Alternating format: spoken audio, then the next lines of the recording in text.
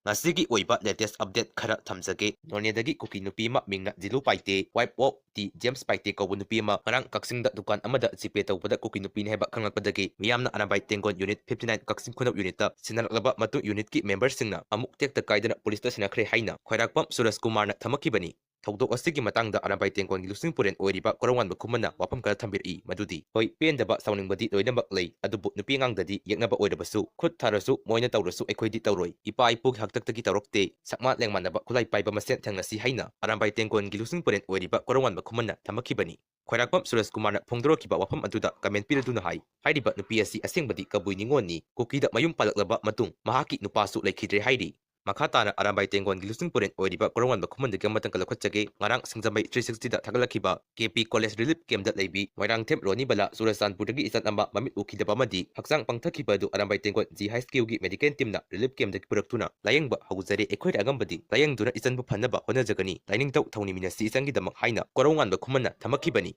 KNO na kulai lainaba yumthong khunimaktagi kani keji amamam contribute tawnaba Kuki community singda akan warning tawkhre Maitei Amadi Pangan Punduna protest Thadokhre Kangleipak sire haina hundoknaba ariski Thaudok adubu yaningdaba phongdutuna ngarang Kangleipak hundaminariba Maitei Amadi Pangan Punduna protest Thadokhre Emung Amada Mau oina Punna Leiminariba Nupi ani Mateida Amadi Mnao patholiba nupa asina Mnao Nupi asi marilak phamlanarba matung nupa asigi Matei matholiba nupi sisu ahumlak phamlanarba matung miyam khangnarakpadagi KCP MC progressive gi itin inaw singna hairiba nupi ani amadi imung manunggi miyoising phaduna warakkhre